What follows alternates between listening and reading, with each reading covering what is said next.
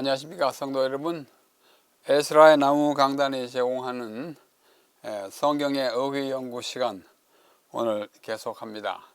성경의 어휘를 연구하는 목적은 성경의 진정한 의미, 단어와 문장과 전체의 신학을 올바로 수립하기 위한 것이라고 여러 번 말씀드렸습니다. 오늘은 147번째 강의로서 나실인이라는 어휘를 연구합니다.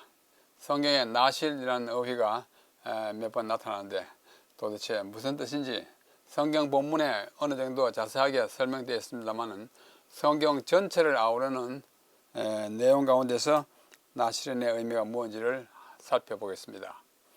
이 나실인은 사람인데요. 어떤 사람인가 하니 특별하게 하나님께 서약, 맹세하는 사람입니다.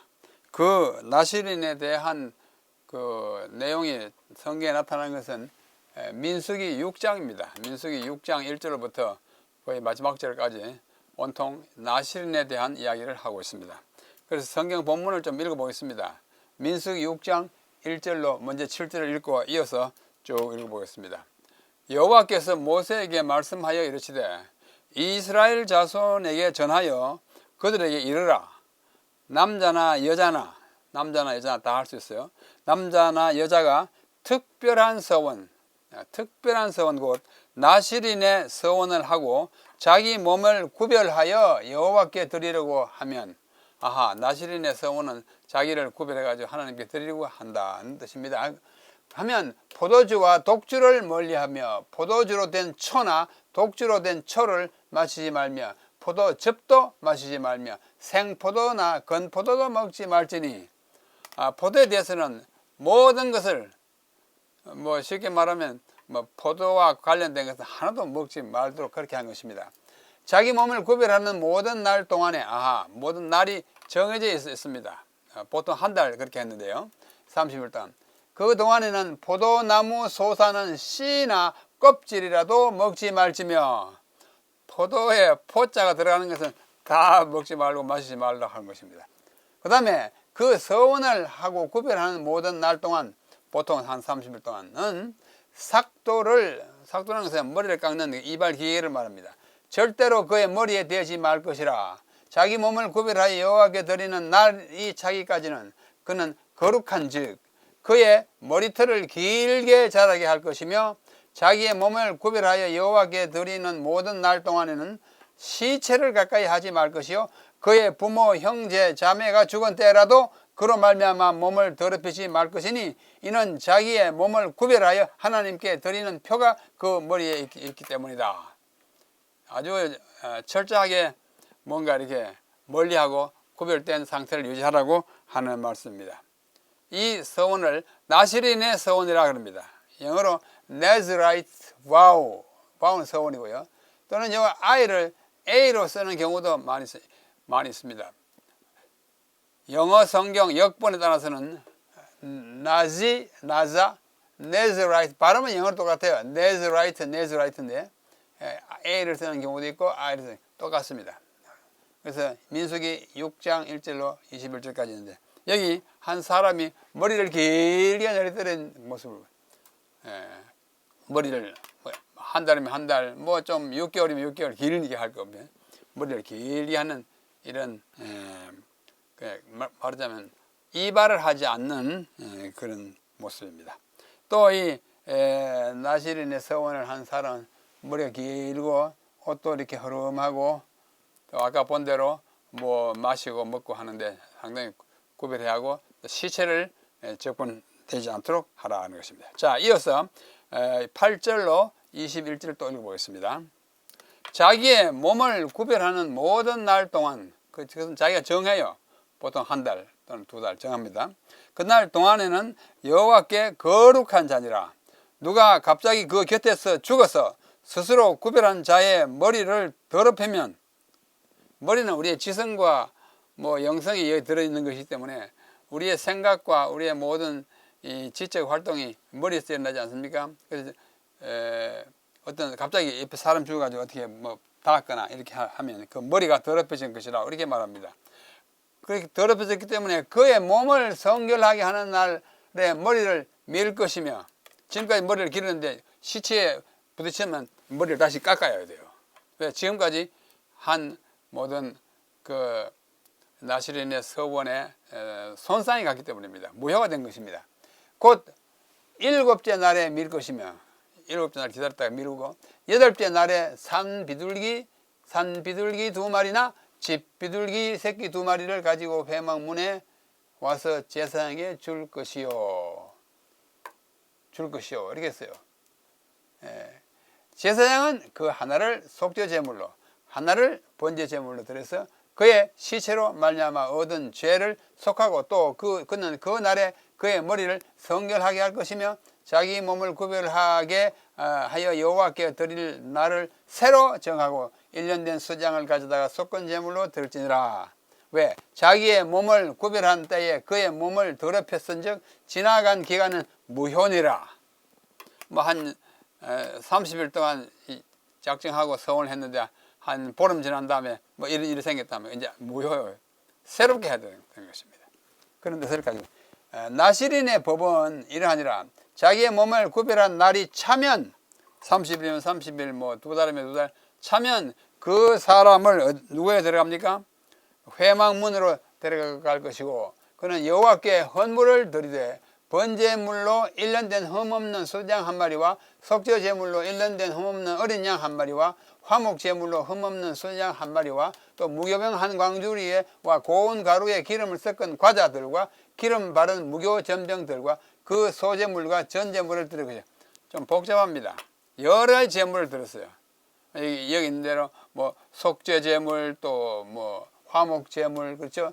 또 여러 가지 앞에 속죄와 번제를 드리고, 화목 제물로 소장의 무교병 한 광주리에 아울러 여호와께 드리고, 소제와 전제를 드릴 것이고, 소제는 액체로 드리는 것이고, 소제는 식물성으로 드리는 것이고, 전제는 이렇게 액체로 드리는 것입니다.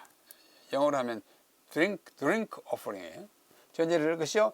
자기의 몸을 구별한 나시린은 회막문에서 자기의 머리털을 밀고, 이제 한 달 동안이나 또는 2달 동안이나 예정한 대로 머리를 길게 했다가 이제는 서원이 끝났기 때문에 그 머리를 미는 것입니다. 이발을 하는 것입니다. 머리털을 밀고 그것을 화목 제물 밑에 있는 불에 둘지며, 화목 제물을 태우기 위해서 불 피우면 그 이제 잘라낸 머리털을 그 밑에 넣어서 이제 태워서 없애는 것입니다. 또 자기의 몸을 구별한 나시린이 그의 머리털을 민 후에 제사장이 삶은 숫 양의 어깨와 광주리 가운데 무교병 하나와 무교 전병 하나를 취하여 나시린의 2손에 두고 여호와 앞에 요제로 들을 것이요. 요제라는 것은 이렇게 흔들어 드리는 것이에요. 들고 하나님 나시린의 이 서원을 다 마친 것을 감사합니다. 흔들어서 이렇게 들었어요. 요제로 흔들 것이고, 그것과 흔든 가슴과 또 밭으로 올린 넓적 다리는 성물이라 다 제사장에게 돌릴 것이다. 그 후에는 나시린이 포도주를 마실 수, 이제 서원이 끝났으니까 포도주를 마실 수 있습니다. 이건 곧 서원한 나시린이 자기의 몸을 구별한 일로 말미암아 여호와께 헌물을 드림과 행할 법이며, 이 외에도 힘이 미치는 대로 하려니와 그가 서원한 대로 자기의 몸을 구별하는 법을 따라 할 것이니라. 이것이 민수기 6장에 있는 나시린의 서원에 관한 하나님의 제정해 주신 윤례입니다. 좀 복잡하죠? 자, 이걸 좀 요약해서 제가 말씀드리겠습니다. 요약. 지금까지 21절로 된 민수기 6장을 요약하면, 목적은 뭐냐면 자기 몸을 성별하여 여호와께 드리며 특별한 서원이라고 했습니다. 그 기간 동안에는 속세의 것을 다 멀리하고, 또 음식도 아주 뭐랄까요, 뭐 입맛대로 다 먹지 않고, 또 뭐 취하게 하는 것들 하나도 먹지 말고 시체로부터 멀리하여 정결하고 거룩하고, 또 어떻게 해요, 소박하고, 또 하나님께만 전적으로 몸과 마음을 바치는 그런 목적을 가지고 있었고, 그 다음에 실천 내용이 이제 방금 본 바와 같이 좀 복잡합니다. 첫째, 포도나무의 소사는 아무것도 먹지 말 것. 포도 씨나 껍질도 뭐 만지지 말고 먹지 말라 그랬어요. 둘째, 머리를 깎지 말고 길게 자라게 하라. 이렇게 했습니다. 셋째, 시체에 접촉하지 말고, 시체에 접촉되면, 다시 말해 더럽히면 제7일에 머리를 밀고 깎고, 8일에 산비둘기 2마리 또는 집비둘기 새끼 2마리를 제사장에 가져다가 가서 제사장은 한 마리는 속죄 제물로 한 마리는 번제 제물로 드려 속죄하라. 시체를 만져서 더럽혔으니까 속죄해야 되는 것입니다. 원래 시체는 원래부터 만지지 않는 것입니다. 그 다음에 여호와께 헌신한 날을 다시 정해요. 한 달 하다 실패했으면 그 다음 새로 한 달 하든지 새롭게 날짜를 정하고 이미 한 서원은 무효이므로 1년 된 숫양을 속건제물로 드려서 다시 시작하라고 말씀합니다. 그 다음에 제물 종류가 여러 가지 있는 건 생략하고 그 다음에 구별 또는 서원 한 날 보통 30일인데 지나차면 나시린을 회막문으로 데려다가 여호와께 다음과 같은 헌물을 드리겠어요. 번제 1년 된 숫송아지 한 마리, 속죄제 1년 된 어린 양 한 마리, 화목제 숫양 한 마리, 무교병 한 광주리, 그 다음에 무교전병. 무교전병은 이게 구워서 만든 것입니다. 그 다음에 헌물을 드린 다음에 회막문에서 머리털을 밀어서 화목 제물 밑에 있는 불에가 태웁니다. 다 끝났을 때. 그 다음에 제사장은 삶은 수장의 어깨와 광주리 안에 무교병과 한 개와 무교전병을 한 개를 나실인의 두 손에 두고 여호와께 요제로 드리겠어요. 이렇게 드리겠습니다.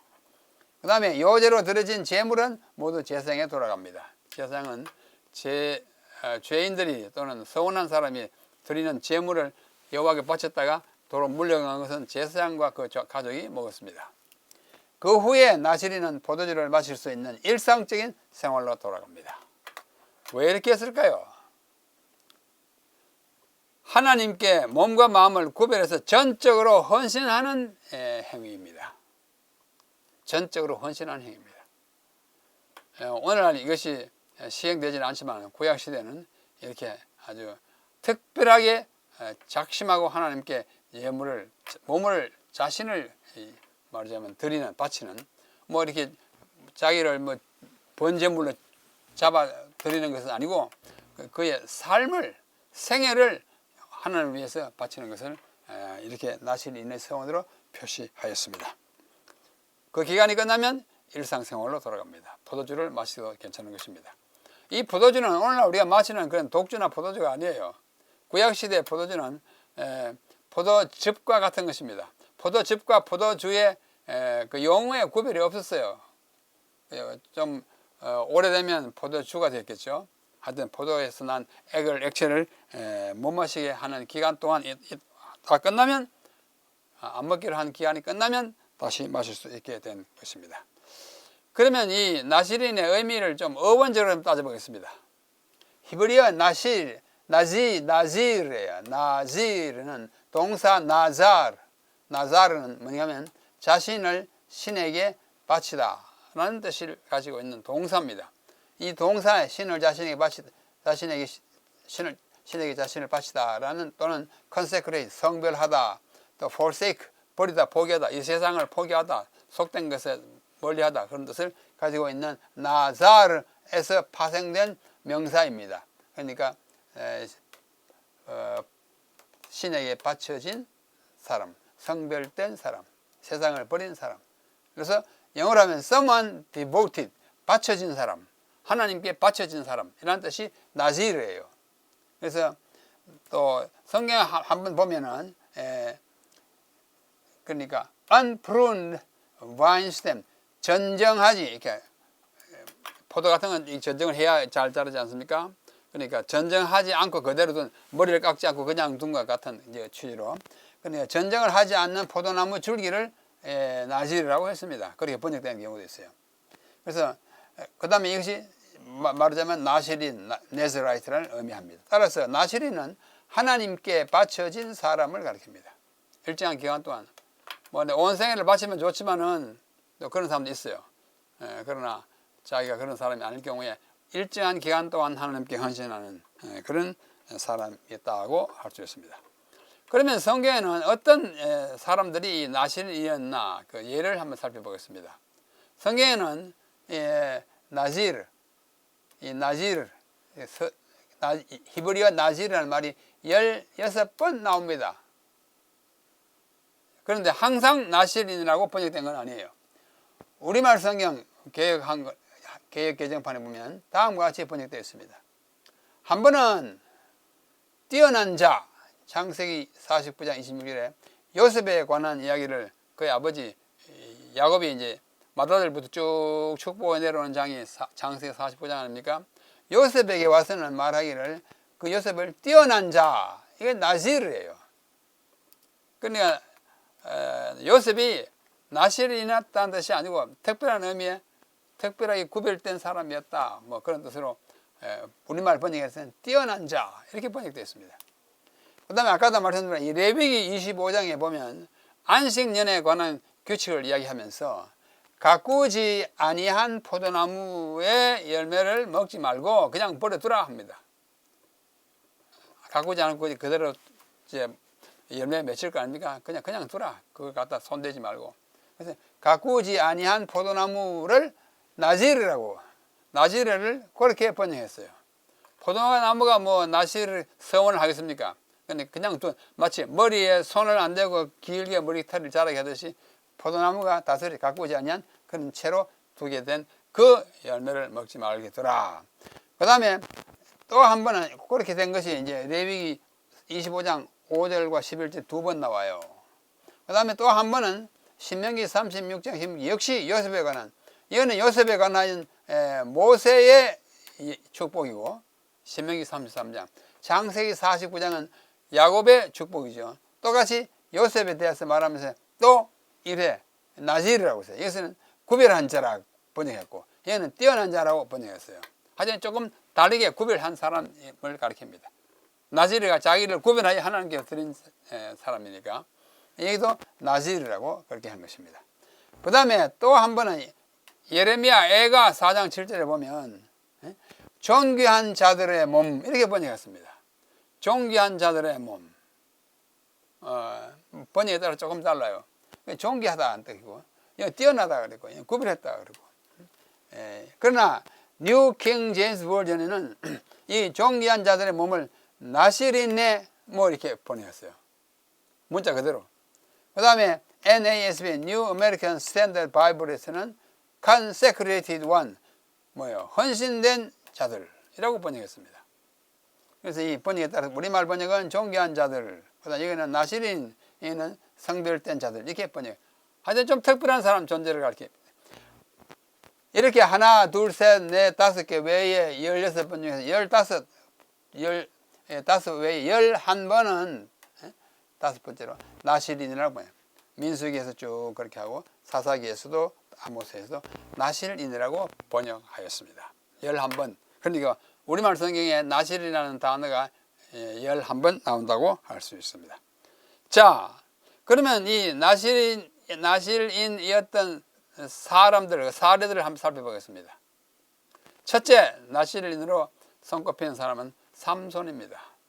삼손. 사사기 13장에 보면은 사사기 13장에 보면 거기 이제 그 삼손이 태어나기 전에 그 부모가 하나님께 서약하는 그런 게 있지 않습니까? 여호와의 사자가 그 여인에게 나타나서, 그 삼손의 이제 어머니에게 나타나서 그에게 이르시되, 보라, 네가 본래 임신하지 못함으로 출산하지 못하였으나 이제 임신하여 아들을 낳으리니, 아들 낳겠다고 이제 예고합니다. 그러므로 너는 삼가 포도주와 독주를 마시지 말며, 아들을 낳을 준비하는 어머니부터 이 포도주와 독주를 마시잖아요. 나실인의 서원과 비슷한 이야기를 하는 것입니다. 어떤 부정한 것도 먹지 마라. 그리고 보라, 네가 임신하여 아들을 낳으리니 그의 머리에 삭도를 대지 마라. 머리 깎지 마라. 그 아이는 태에서 나음으로 하나님께 바쳐진 나실인이 됨이라. 나실인을 낳기 위해서 그 어머니부터 나실인의 서약을 그는 행위를 하는 것입니다. 그가 블레셋 사람의 손에서 이스라엘을 구원하기 시작하리라 하시니, 삼손이 그랬잖아요. 이에 그 여인이 가서 그의 남편에게 말하여 이르되, 하나님의 사람이 내게 오셨는데 그의 모습이 하나님의 사자 용모 같아서 심히 두려움으로 어디서부터 왔는지를 내가 묻지 못하였고, 그도 자기 이름을 내게 이르지 아니하였으며, 그가 내게 이르기를, 보라, 네가 임신하여 아들을 낳으리니 이제 포도주와 독주를 마시지 말고 어떤 부정한 것도 먹지 마라. 이 아이는 태에서부터 그가 죽는 날까지 하나님께 바쳐진 나실인이 됨이라 하더이다 하니라. 이 이야기를 다 아시잖아요. 사무엘이 태어날 때 상황입니다.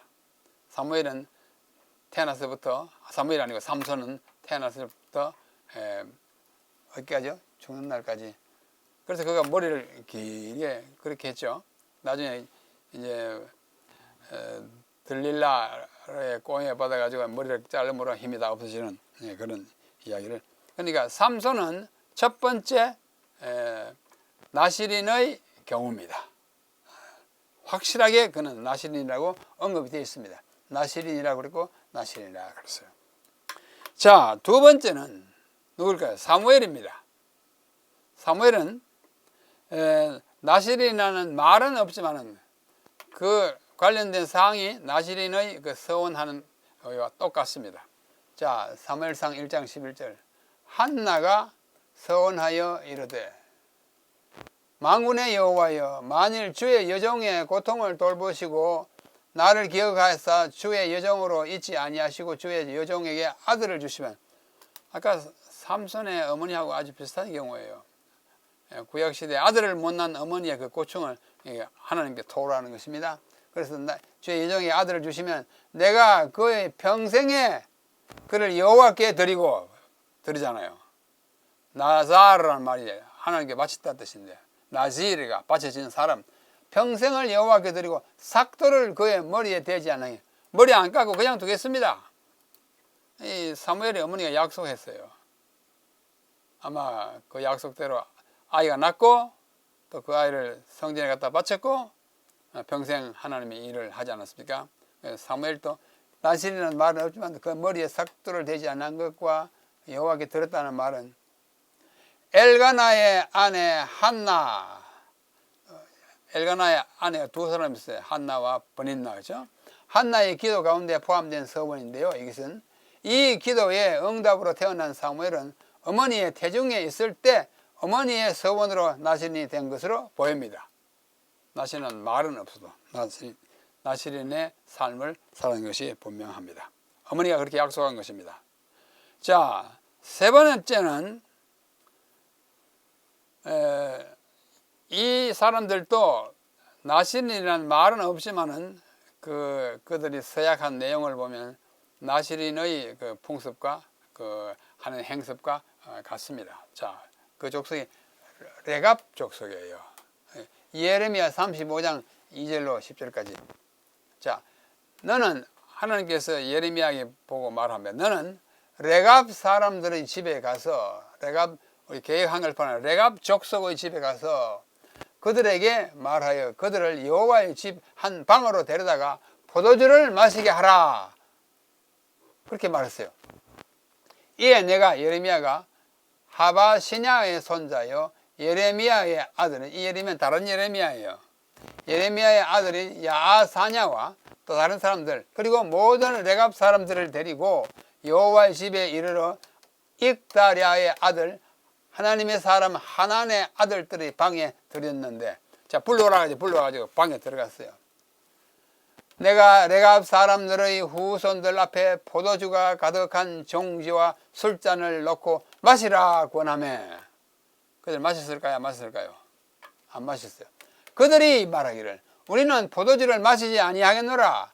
레갑의 아들 우리 선조 요나답이 우리에게 명령하여 이르기를 너희와 너희 자손은 영영이 포도주를 마시지 말며 너희가 집도 짓지 말고 파종도 하지 말고 포도원을 소유하지도 말고 너희는 평생 동안 장막에 살아라. 그리하면 너희가 머물러 사는 땅에서 너희 생명이 길리라 하였으므로 우리가 우리의 선조 요나답 그 아버지 누구예요? 레갑의 명령을 따른 우리가 레갑의 아들 우리 선조 요나답이 우리에게 명령한 모든 것을 순종하여 우리와 우리 아내와 자녀가 평생 동안 포도주를 마시지 아니하며 장막에 살면서 우리 선조 요나답이 우리에게 명령한 대로 다 지켜 행하였노라. 그러므로 우리 안 하겠다, 안 마시겠다며. 이걸 왜 이렇게 하는 거 아니? 한 조상이 명령한 것을 끈질기게 굳세게 지키는 레갑 족속 한번 봐라. 조상의 말도 이렇게 정말 목숨을 걸고 지키는데 너희 빈족은 내가 하나님이 직접 말하는데 어떻게 그렇게 말 안 듣느냐, 이런 질책의 장면입니다. 이 레갑 족속은 포도주를 절대로 안 마셨다고? 한번 포도주를 마시게 해봐라. 안 마실 거다 그거죠. 그래서 이 사람들이 정말 어쩌면 한 가문이 모두 나시린의 서원을 한 가문이 아닌가, 이런 심작을 낳게 합니다. 자, 그 다음에는 아모스에 보면 1장 나시린이 또 언급됩니다. 직접 나시린이 언급돼요. 또 너희 아들 중에서 선지자를, 너희 청년 중에서 나시린을 일으켰나니, 선지자를 일으킨 거하고 나시린을 일으킨 거 거의 대등한 사람, 계층의 사람인 것처럼 지금 이야기하고 있습니다. 하나님, 이스라엘 자손들아, 과연 그렇지 아니하냐? 이는 여호와의 말씀이니라. 그러나 너희가 나실 사람으로 포도주를 마시게 하며, 나실이나 나실에 같죠, 마시게 하면, 또 선지자에게 명령하여 예언하지 말라 했느니라. 이 잘하는 짓이에요, 못하는 짓이에요? 이 나실이는 포도주를 마시지 않는 사람들 억지로 갖다 마시게 해가지고 망쳐놨다고요. 또 선지자 보고, 선지자는 예언해야 되는데 예언하지 말라라고. 백성들이 이 존귀하게 택해놓은 나시린과 선지자를 망쳐놓은 이야기를 하는 것입니다. 그들을 못살게 구는 이야기를 하는 것입니다. 이렇게 하면 안 된다는 것을 얘기하는 거예요. 이 아모스 시대에 선지자와 비슷한 대우를 받는 나시린들이 있었던 것으로 보입니다. 사람들이 그들을 유혹 또는 강요하여 그들의 서원을 지키지 못하도록 하였고, 이로 인하여 그들은 하나님의 질책을 받았습니다. 왜 그렇게 했어? 그렇게 하면 안 되잖아. 이 사람들 얘기하는 거예요. 나시린의 서원을 방해하거나 비방하는 것은 형벌을 받을 일이었다고 보입니다. 자, 그런 나시린, 이거는 이제 이야기 말씀 가운데 나오는 것이고, 그 다음에 신약에 오면 바울이 나시린의 서원을 한번 한 적이 있는 것으로 보입니다. 왜냐하면 사도행전 18장 18절에 보면 저기 헬라에 이제 제2차 전도 여행하는 도중에서요, 바울은 더 여러 날 머물다가 형제들과 작별하고 배 타고 시리아, 이 이스라엘 바로 북쪽에 있는 시리아로 갈새, 신약 성경에는 수리아라고 그랬습니다. 갈새 브리스길라와 아굴라도 함께 가니라. 이 두 사람 부부가 바울을 아주 극진히 이렇게 섬긴 거 아시죠? 바울이 일찍이 서원이 있었으므로 갱그리아에서 머리를 깎았더라. 일찍이 서원이 있다가 이제 머리를 깎으니까 뭘까요? 서원이 끝난 거죠. 무슨 서원일까요? 나시린 서원이었을 것으로 보입니다. 뭐 한 달인지 두 달인지 모르지만은 6개월인지 이제 끝났으니까 이제 해제, 이제 머리를 다 깎고 이제 평상 생활로 돌아오는 것입니다. 바울은 제2차 선교 여행 때 갱그레아는 고린도에서 가까운 조그만 어촌, 해안촌입니다. 갱그레아에서 머리를 깎았습니다. 이것을 그의 나시린 서약이 끝났음을 의미한다고 볼 수 있습니다. 아마도 그는 한 달 또는 일정한 기간 전에 하나님께 나시린의 서약을 했고 머리를 깎지 않으면서 지내왔음을 알 수 있습니다. 그러다가 헬라에서 수리아로 떠나기 직전에 갱그리아에서 그 머리를 깎아서 이제 그 서원이 해제 또는 그 기간이 찼음을 우리에게 말해 주는 것입니다. 바울도 그런 경험이 있었음을 사도행전 18장에서 볼 수 있습니다. 그 다음에 또 이어서 사도행전 21장에 보면은 서원한 네 사람이라는 말이 나옵니다. 서원한 네 사람. 자, 본문을 읽어보겠습니다. 야고보와 장로들한테 갔어요. 바울이. 야고보 초기교회 지도자죠. 아마 예수님의 그 형제, 그 이복형 가운데 하나라고 보입니다.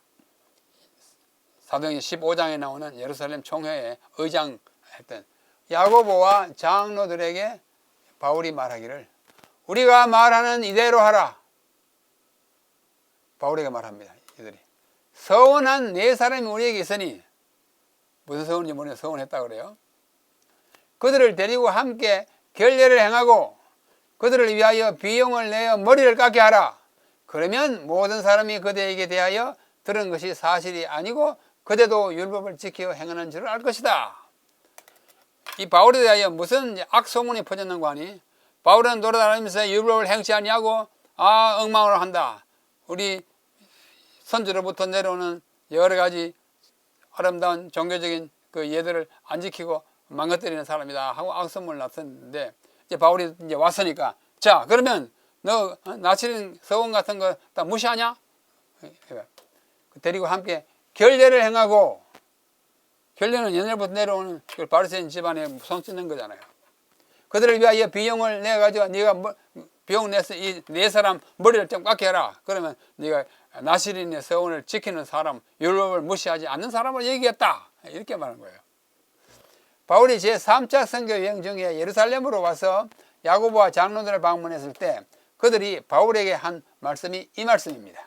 그렇죠? 바울이 모세의 율법을 지키지 않는다고 하는 소문이 사실인지를 확인하려는 목적으로 바울에게 요청한 일이 바로 내 머리 깎는 비용 내 가지고 이 사람들 머리를 깎게 한번 해봐라. 뭐 하라면 하죠. 자기도 결례를 조금 전에 하지 않았습니까? 자기도 그 나시린의 서원을 하면서 머리를 깎지 않았습니까? 저는 젊은 시절 성경을 보면서 아까 읽은 갱그레아에서 바울의 경험이 머리를 깎음으로써 서원을 시작하는 줄 알았습니다. 보통 뭐 데모하거나 할 때 머리 빡빡 깎지 않습니까?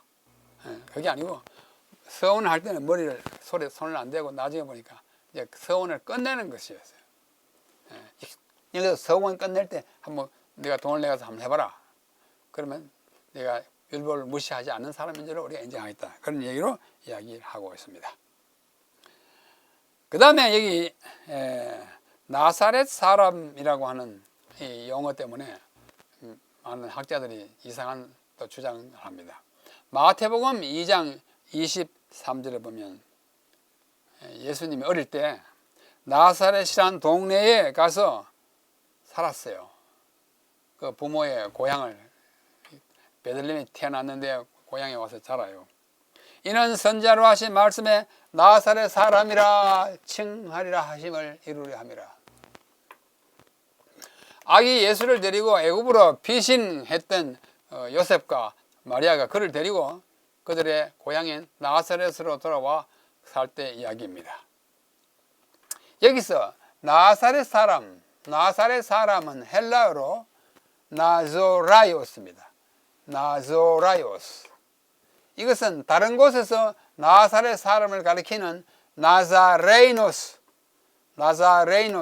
마가복음 10장 47, 누가복음 24장 19절에서는 나자레이노스라고 그러는데, 마태복음 2장 23절과 또 다른 성경에서는 나사렛 사람을 나조라이오스라고 했어요. 여기는 나자레이노스, 나조라이오스. 나사소까지는 비슷한데 그 뒤에 의미가 달라요. 하나는 나조라이오스고 하나는 나자레이노스예요. 그래서 어떤 사람은 맞아요. 나조라이오스는 나시린을 가리키는 말이라고 주장하지만 그렇지 않습니다. 나사렛 사람을 가리키는 헬라어가 이 두 가지가 다 나사렛 사람을 가리켜요.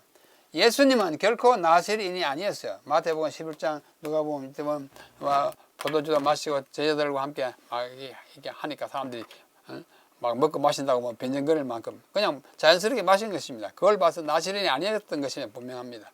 또 시체도 가서 가까이 가서 뭐 나사로 같은 사람 시체 가까이 앞에 가가지고 나사로 일어나라 하지 않았습니까? 예수님은 나시린이 아니었습니다.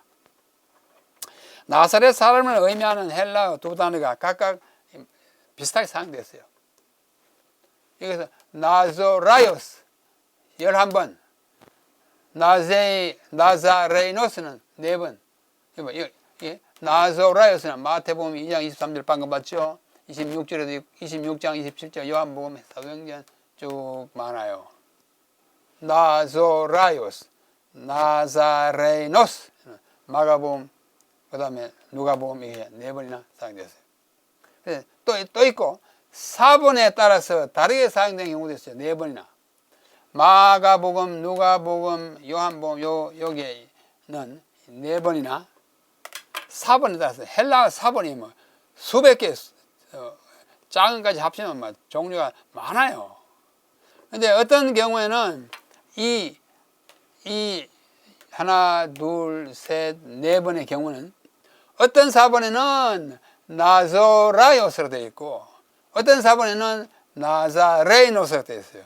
그러니까 사람들이 쓰다가 나조라요스나 나자레이노스나 이렇게 쓰기도 하고 저렇게 쓰기도 막 써가지고 결과적으로 남아있는 사본들에는 어떤 요 네 경우에는 이렇게 쓴 경우도 있고 이렇게 쓴 경우도 있어요. 다 합쳐가지고 19번, 11번, 4번, 4번, 19번 나사렛 사람이라는 말이 사용되었습니다. 그러므로 그 모양을 가지고 이것을 나사렛 사람이라는 말을 나실인이라고 주장하는 것은 그 근거가 합당하지 않습니다. 자, 여기 성경 밖의 문헌에도 외경이라고 하는 걸 제가 앞에서 외경에 대해서 한번 강의했죠. 외경 중에 마카베오라는 기록이 있습니다. 마카베오 시대, 구약과 신약의 중간 시대, 그 시대를 우리가 중간사 시대라 그럽니다. 구약의 마지막 말라기와 신약의 복음서 사이에 약 400년 동안의 기간을 중간사 시대라 그래요. 그 시대에도 맹세한 기간을 마친 나실인들이 있었던 것을 볼 수 있습니다. 마카베오 상 3장 끝에 보면 그들은 제복과 첫 수확물과 초실 또 11조를 가지고 왔다. 또 그들은 맹세한 기간을 마친 나실인들을 데려다 놓고 하늘을 우러러보면서 큰 소리를 외쳤다. 이 사람들을 우리가 어떻게 하면 좋겠습니까? 어디로 데리고 가면 좋겠습니까? 당신의 성소는 짓밟히고 더러워졌으며 모욕을 당하고 슬픔에 잠겨 있습니다. 앞에서 제가 여기 수전절은 무슨 절기인가 라고 하는 우리 성경의 어휘연구 제34강의에서 자세히 말씀드렸는데 구약과 신약의 중간 시대 BC 2세기에 알렉산드로스가 죽은 다음에 네 장군이 나라를 이렇게 헬라 제국을 나눠 가지고 분할 통치하는데 그 중에 이스라엘을 포함한 그 지역에 있는 사람들을 다스리는 왕이 아주 포악했어요. 아주 포악해 가지고 군대들을 막 예루살렘 성 안에 들어가서 다 성을 망가뜨리고 또 제단에다가 뭐 돼지고기를 갖다 놓고 아주 나쁜 짓을 많이 했습니다. 그래서 성소가 더럽혀졌어요. 그 시대의 마카베오 시대예요. 성소가 더럽혀지고 그 다음에 어떻게 했어요? 짓밟히고 모욕을 당했는데 이제 이 나실인들이 그 기간이 끝나가지고 제사를 드려야겠는데 성소가 더럽혀졌기 때문에 들어갈 수가 없어요. 그래서 여기 울부짖는 이 사람들을 우리가 어떻게 하면 좋겠습니까? 성소가 짓밟혔는데 나실인의 서원이 끝난 사람들 마지막으로 제물을 드리고 이제 평상시로 돌아갔다 하지 않았습니까? 그래서 중간사 시대에도 나실인의 서약을 한 사람들이 있었으나 헬라인들이 성전을 모독함으로써 성전이 더럽혀졌기 때문에 거룩한 예식인 나실인과 관련된 예식을 행할 수가 없었어요. 그런 얘기가 마카베오 상에 나타납니다. 자, 오늘의 147번의 강의를 요약하면 다음과 같습니다. 나실인에 관한 자세한 지시는 민수기 6장에 기록되어 있고 주된 실천사항은 포도나무 소산을 먹지 말 것, 머리털을 깎지 말 것, 시체에 집중하지 말 것 세 가지입니다. 나실인 서원의 목적은 자기 몸을 성별하여 여호와께 드리기 위함이었고 이것은 정한 기간 보통 30일 후에 해제되었습니다. 나실인이라는 말은 동사 나자르 신에게 자신을 바치다, 성별하다, 버리다, 포기하다 해서 파생된 말로서 바쳐진 사람, 성별된 사람이라는 뜻을 가지고 있습니다. 자, 성경에 언급된 나실인의 실제적 예는 삼손, 또 사무엘, 그냥 나실인, 뭐 일정한 사람 아니고, 그 다음에 바울, 서원한 네 사람 등이 나옵니다. 예수님을 나조라이오스라고 말한 마태복음 2장 23절 그런 것 때문에 나실인이라고 주장하는 것은 맞지 않습니다. 예수님은 포도주를 제자들과 함께 마셨고 시체에도 가까이 가셨습니다. 나실인인 것 때문에 그렇게 하지 않았겠죠. 그 다음에 중간사 시대에도 나실인의 서원을 한 사람이 있었으며 헬라인들이 성전을 모독했기 때문에 서원에 필요한 제물을 드릴 수가 없었습니다. 그래서 하나님 어떻게 했으면 좋겠습니까? 하고 울부짖는 장면을 잠시 보았습니다. 자, 오늘날 우리는 나시린의 서원을 하지 않지만은 우리는 우리의 삶을 하나님께 바치는 그야말로 경건한 삶, 아주 신실한 그리스도인 삶을 사는 것은 현대적인 의미에서 나시린의 삶을 사는 것이 아닌가 그렇게 생각합니다. 이렇게 함으로써 오늘 147번째 어휘연구 나시린을 여기서 연구를 마치겠습니다. 제가 이 강의를 146번 한 다음에 한 2주일 이상 지나가고 빈틈이 생겼는데 제가 멀리 저기 아라비아 반도로 성경 강의를 위해서 나가 있기 때문에 이걸 제때에 준비하지 못했습니다. 오늘 147번을 하고 148번도 한 2, 3주 후에 강의를 할 수밖에 없습니다. 제가 또 다른 해외 지역으로 또 강의를 해야 하기 때문입니다. 앞으로도 한 2, 3주 동안 이 어휘 연구를 못 하시더라도 앞에 이미 한 것들을 복습도 하시고 방학 기간을 맞이했다 생각하시고 열심히 관심과 성경 공부하는 그 자체는 중단하지 말기를 기대합니다.